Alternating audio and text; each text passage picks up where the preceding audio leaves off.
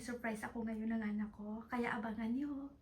I-surprise niya ako ngayon kasi Mother's Day. We'll see kung anong surprise niya. Hello, good morning mga pangga. Good morning sa lahat. Happy Sunday. At ngayon, alam nyo ba kung ano ngayon? Today is Mother's Day. Alam nyo ba kung anong ginagawa ng anak ko?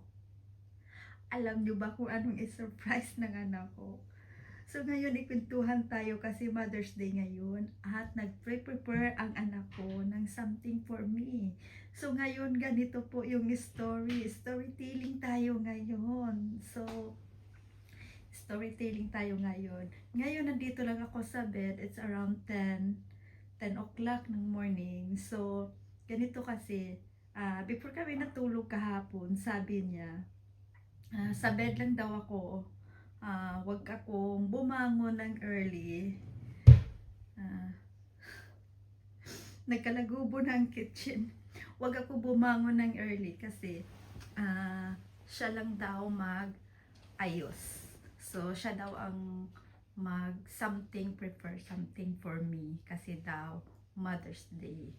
So parang parang na-touch ako. Sabi ko, ha? Ganun ba?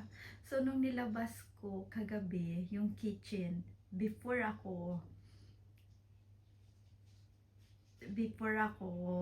natulog, may na-prepare na doon. Bale, may kunting kulang lang. Siguro piniprepare na niya. Sa mga nagtatanong, bakit Mother's Day dito? Ngayon po yung Mother's Day dito. February. Anong date ba ngayon? February 9 po yung Mother's Day dito. Kaya iba po tayo ng sa country natin, iba din, 'di ba? Nakalimutan ko na nga lang, pero dito is February 9.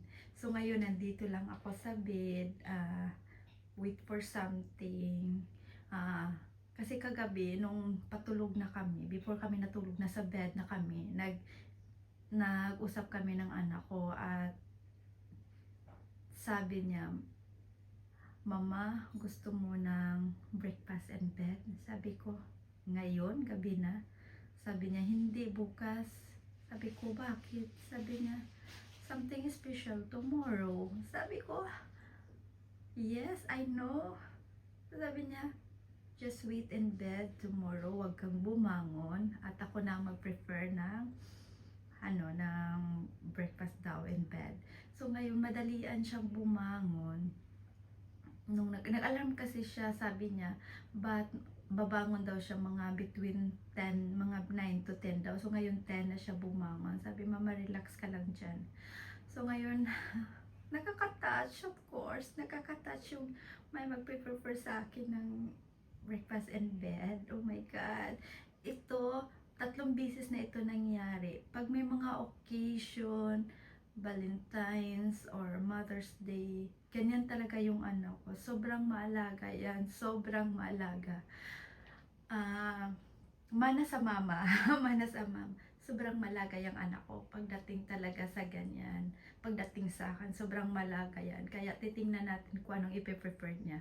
So, iwan ko kung nagluto ba siya ng something sa oven or basta iwan ko. So ngayon, tingnan natin kung anong i-prepare niya. Excited ako.